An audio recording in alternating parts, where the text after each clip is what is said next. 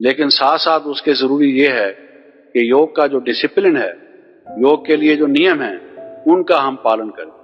जब तक हमारे मन में ये भाव नहीं आता कि मैं योगी बनूंगा, भोगी जीवन और योगी जीवन, ये दो हमारे सामने चॉइसेस, हर एक के सामने ये दो चॉइसेस, प्रेय और श्रेय जिसको कहा जाता है, योगी और भोगी, हमने इसमें से क्या बनना है, हमें प्राप्ति किसमें है।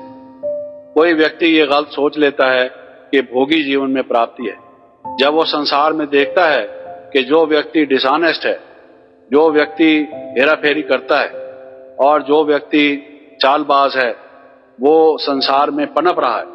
लगता ऐसा है कि वो पैसा इकट्ठा कर रहा है और जगह जगह उसकी घुसपैठ है, लोग उसका आदर सत्कार करते हैं। एक आदमी पहले गलत तरीके से पैसे कमाता है, पैसे जब कमा के उसके पास साधन वैभव के हो जाते हैं जो लोगों को दिखाई देते हैं, दिखाई देने के बाद जहां वो जाता है उसको सम्मान मिलता है, प्रतिष्ठा मिलती है, लोग उसको प्रधान बनाते हैं, फूल मालाएं पहनाते हैं, तालियां बजाते हैं, जहां कहीं वो जाता है उसको इस प्रकार से उसका स्वागत होता है और जहां कहीं हो उसकी चलती है, उसकी बात सुनी जाती है, प्रधान बन जाता है सब जगह वो समाज का। जब ऐसी चीजें लोग देखते हैं कि ये व्यक्ति हेरा फेरी करने वाला, ये जो स्मगलर था या ये जो जिसने लोगों को धोखा देकर फरेब से इनकम टैक्स वालों से पैसा बचाकर या गलत तरीके से किसी न किसी विधि से ये मालदार बन गया और आज इसकी समाज में प्रतिष्ठा हो रही है, तो मनुष्य को ये ख्याल आता है कि ये शॉर्टकट है, इसको मैं भी थोड़ी देर के लिए अपना लूं, बाद में योगी बन जाऊं। जो इतने टाइप पाप किए हैं थोड़े से और सही, अगर योग से वो पहले वाले समाप्त हो सकते हैं तो थोड़ा और योग लगा लूंगा, घंटा 2 घंटा रात को नींद छोड़ के और जाग लूंगा। जब बुढ़ा हो जाऊंगा तो और करना ही क्या है, माला हाथ में लेके फेरा करूंगा। आमतौर से लोग ऐसे समझते हैं, ऐसी धारणाएं बना लेते हैं। किसी व्यक्ति के पास जब हम जाते हैं कि हमारे यहाँ योग शिविर होता है, आप भी चलिए माउंट आबू में योग शिविर कीजिए, कहता है अजी अलग अलग जवाब होते हैं, हमें इसके बहुत अनुभव हैं, लंबी दास्तान है। कोई तो ये कहता है बस जी अब मैं नियर रिटायरमेंट हूँ, 4-6 महीने का खेल बाकी है, रिटायर होके मैंने आपके आश्रम में आके माला ही फेरनी है और क्या करना, फिर तो मैं फारिग ही फारिग हूँ। आप कहेंगे मैं तो योगी लगाऊंगा और करना ही क्या है। बाद में जब उससे मिलते हैं कि भाई सुनाओ आप क्या हाल चाल है, अब तो चल सकते हो, तो कहते हैं जी क्या पूछते हो, आसमान से गिरा खजूर में अटका, घर में रहता हूँ, अब और ज्यादा ड्यूटीज मेरे जिम्मे लग गई हैं। बच्चे कहते हैं पिताजी दूध की ड्यूटी आप अपने जिम्मे लो, सुबह को दूध लाया करो। कभी कोई घर में बीमार है, कहते हैं हम तो अपने काम में जा रहे हैं, आप जरा इसको देखना, डॉक्टर वाक्टर बुला के उसको दवाई दिला देना। कोई कहीं मरकब जाता है तो कहते हैं हमारा तो काम है पिताजी आप ही हो आना वहां पर, और बाजार से सब्जी खरीदनी है, ये ड्यूटी तो आप ले लो, आप तो अब फारिग हैं। तो उनकी एक पहले ड्यूटी थी दफ्तर जाने की, अब उनकी 108 ड्यूटियां लग जाती हैं। और जो वो कहता है कि भाई मैं तो फंस गया, पहले से भी ज्यादा सोचा कुछ और था, अपने मन कुछ और थी, हो गई कुछ और, इस तरह से होता है। और वो कहते हैं ना भाई, किसी ने कहा कि बाद में मैं राम राम बोलूंगा, बाद में दांत भी सब टूट गए, राम राम भी बोला नहीं जाता, लाम लाम बोलता है, राम शब्द भी पूरी तरह से नहीं निकलता। तो वैसी मनुष्य की स्थिति हो जाती है। तो ये जो किसी ने कहा है कि procrastination is the thief of time, हम जो ये सोचते हैं कि कल से कर लेंगे, ये कल नाम काल का है। एक तो योगी के रास्ते में ये विघ्न डालता है, और दूसरा जैसे मैंने कहा कि संसार के जो आकर्षण है वो मनुष्य को अपनी तरफ खींच लेते हैं, वो जो प्रलोभन है वो अपनी तरफ खींच लेते हैं। कहीं मोह में मनुष्य अटका हुआ है, कहीं ममता में अटका हुआ है, कहीं किसी और बात में अटका हुआ है। तो आप ये देखेंगे कि कहीं ना कहीं उसको रुकावट लाइफ में आ रही है, जिसके कारण से वो जो आनंद प्राप्त होना चाहिए, शांति प्राप्त होनी चाहिए, शक्ति प्राप्त होनी चाहिए, जो उसके मन में बीच बीच में इच्छा होती है कि मैं कुछ करूं जिससे मेरा वो पूरा लाभ हो, जीवन का लक्ष्य मुझे प्राप्त हो, उससे वो वंचित रह जाता है इन्हीं कारणों से। तो मैं ये समझता हूं कि उनका अगर हम पालन करेंगे, हमारे आहार विहार की बात है, अभी आप यहाँ से जाएंगे, आप में से बताया गया कि भाई सात्विक आहार हमें करना चाहिए। किसी ने कहा है कि अन्न का मन पर प्रभाव पड़ता है। एक व्यक्ति ने कहा है you tell me what that man eats and I will tell you what kind of man he is. आप मुझे ये बता दो वो व्यक्ति क्या क्या चीज खाता है, गाजर खाता है कि मूली खाता है कि शलगम खाता है प्याज खाता है कि लहसुन खाता है या बीट खाता है या एग्स खाता है या क्या क्या खाता है, तो मैं आपको बता दूंगा कि वो आदमी किस टाइप, क्योंकि ये बनता तो सारा उसी से है। तो इसलिए अन्न का मन पर प्रभाव पड़ता है, ये हम समझते हैं। कोशिश करते हैं हम यहां से जाने के बाद सोचेंगे कि हम पवित्र भोजन करें। मधुबन में जैसे भोजन मिला था वो अच्छा भोजन था, लेकिन कोई दोस्त कहेगा भाई फलाने की शादी है उस पर आना, हम कहेंगे भाई आएंगे तो सही, लेकिन हम भोजन जो है अब हमारा चेंज हो गया है, भोजन हम नहीं करेंगे। कहेगा नहीं ये कैसे होगा, तुम आओगे भोजन नहीं करोगे। अच्छा हम भोजन तो कर लेंगे, लेकिन हम शाकाहारी भोजन करते हैं। कहेगा ये क्या बात करते हो। फिर मनुष्य पर जब प्रेशर पड़ते हैं, मनुष्य समझता है ठीक है आज तो मीट खा लो, कल से नहीं खाएंगे। तो इस तरह के जो डामाडोल बेपेंदे के लोटा अगर मनुष्य कोई बन जाता है, तो then one can not stabilise in life. योग है ही एक प्रिंसिपल लाइफ, असूल की जीवन। अगर आप सचमुच समझते हैं, if you are really convinced, it is only a courage of conviction which is required on your part. If you really think that our food affects our mind, then if that man does not know, instead of giving that knowledge to him, why are you being influenced by him? अगर उसको नहीं मालूम है, अब एक doctor किसी को कहता है कि भाई आप डायबिटिक पेशेंट हैं, आप आलू नहीं खाना, चावल नहीं खाना, शुगर ज्यादा नहीं लेना, डॉक्टर की बात तो मान लेते हैं। लेकिन एक स्पिरिचुअल डॉक्टर कोई आपको बताता है कि आपकी हेल्थ ऑफ माइंड के लिए, हेल्थ ऑफ बॉडी के लिए वो आपको बता रहा है, आपके हेल्दी माइंड के लिए, आपके पीस ऑफ माइंड के लिए, आपके लाइफ के स्पिरिचुअल डायमेंशन के डेवलपमेंट के लिए ये चीजें जरूरी हैं। तो आप घबराते क्यों हैं, उसमें आप कतराते क्यों हैं, किसी के सामने बोलते क्यों नहीं। बड़े बड़े लोग हमने देखा जो बोलने वाले हैं उस समय चुप रह जाते हैं, शर्मा जाते हैं। शर्माना तो किसी बुरे काम से चाहिए मनुष्य को, अच्छे काम में शर्माने की क्या बात है।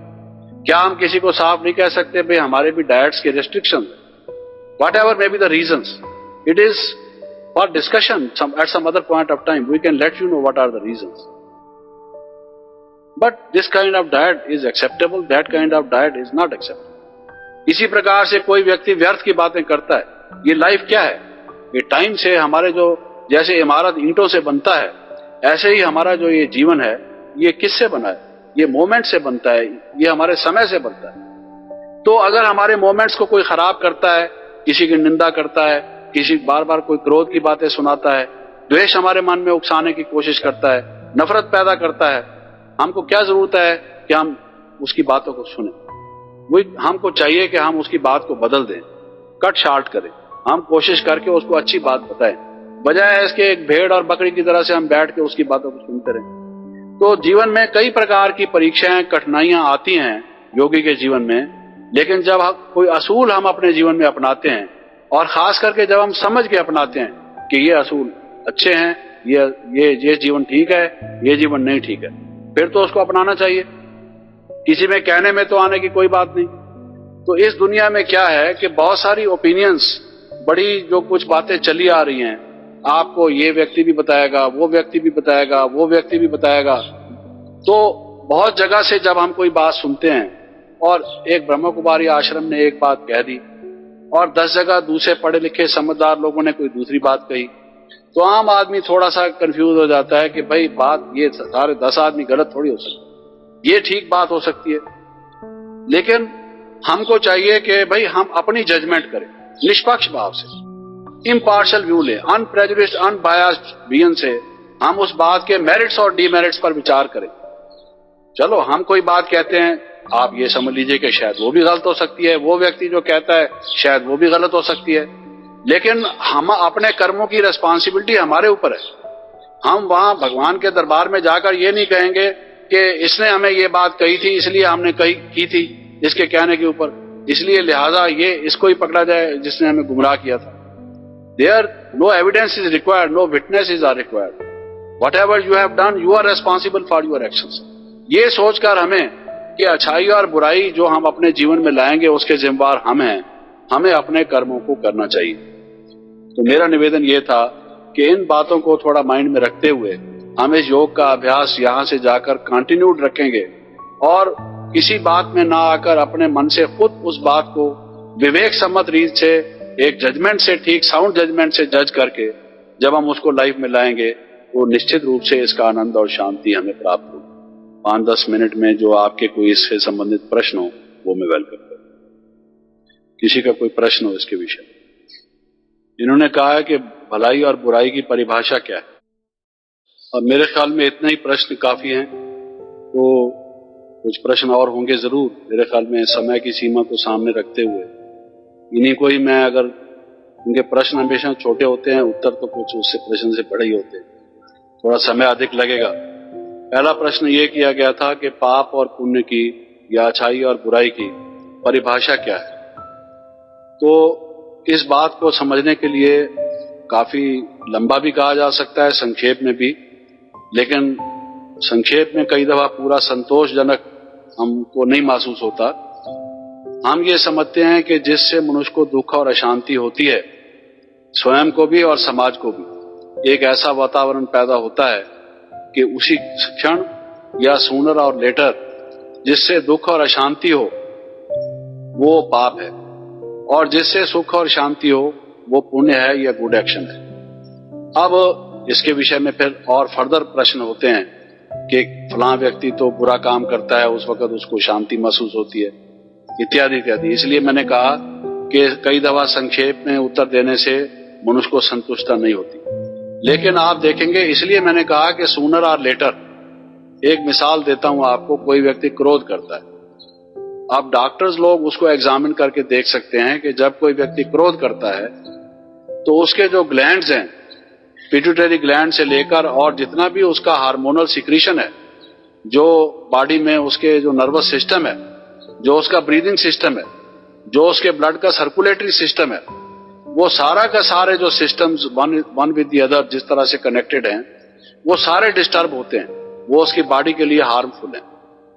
तो पहली बात तो ये है कि हो सकता है कि क्रोध करने से एक दफा आदमी ये समझता हो कि अब मेरा मन ठीक हुआ। मान लो कोई आदमी काफी टाइम से उसको परेशान कर रहा था और वो अंदर दबाई चले जा रहा था, पिए चले जा रहा था उस अपनी बात को, और अब उसने दूसरे को जरा झाड़ दिया गुस्से में आकर। अब उसको थोड़े समय के लिए हो सकता है ऐसा महसूस हो कि मेरा जो छाती पर बर्डन था वो हल्का हो गया, मैं रिलीव्ड हो गया, वो गुस्सा जो निकाल दिया उसने।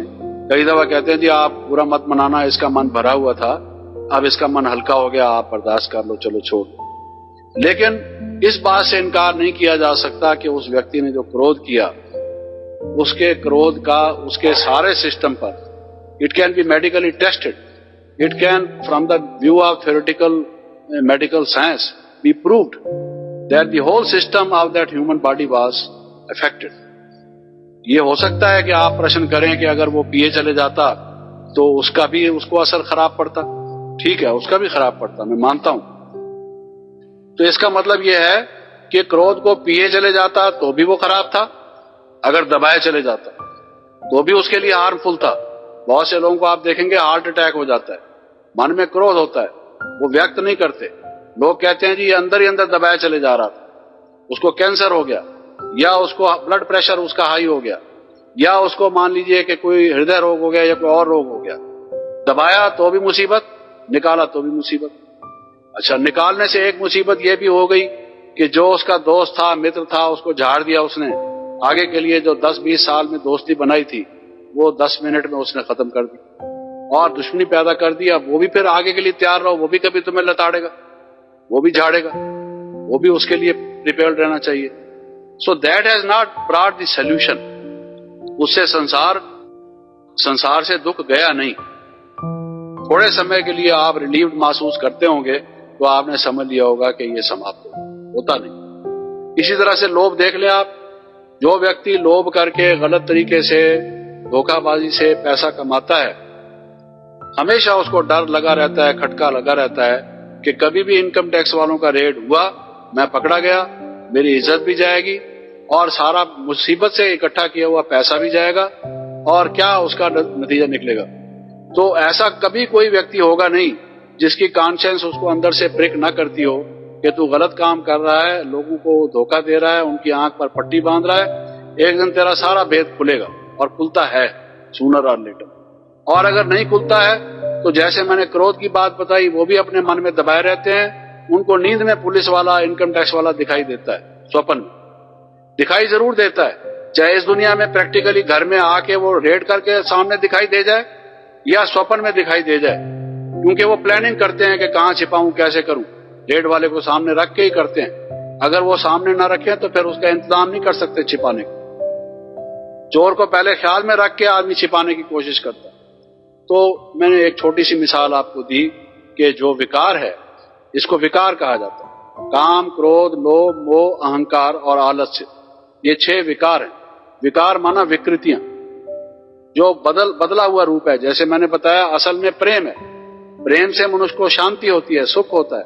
लेकिन प्रेम जब लोभ का रूप ले लेता है, प्रेम जब मोह का रूप ले लेता है, प्रेम जब काम वासना का रूप ले लेता है, तो इसको विकार कहते हैं, विकृति कहते हैं। जैसे दूध फट जाए, खराब हो जाए, उसको हम कहते हैं दूध में विकार पैदा हो गया। किसी आयुर्वेदिक वैद्य के पास जाएं, रक्त, पित्त इत्यादि जो हैं वायु, ये उनका अपना सिस्टम कहता है कि ये हर एक शरीर में होते हैं, लेकिन वो कहते हैं कि ये विकृत हो, इनका विकार पैदा हो। किसी को गैस पैदा हो गई, वो कहते हैं ये तुम्हें वात का या वायु का विकार पैदा हो। किसी को ब्लड प्रेशर हो गया तो कहेंगे रक्त का विकार पैदा हो। ये विकार इसको कहते हैं। और जहां पर मनुष्य का लोभ पूरा नहीं होता, काम वासना पूरी नहीं होती, वहां मनुष्य को क्रोध आता है। क्रोध अपने में कुछ नहीं है। जब मनुष्य का ये पूरा नहीं होता तब उसको क्रोध आता है। और पूरे होते हैं तो अभिमान आ जाता है कि मेरे पास सब कुछ है, मैं सब कुछ कर सकता हूं। इसलिए इनको विकार कहा जाता है। ये जो 6 विकार हैं, ये पाप का मूल है, पाप का कारण है। ये तो संक्षेप में पाप और पुण्य की परिभाषा की बात है।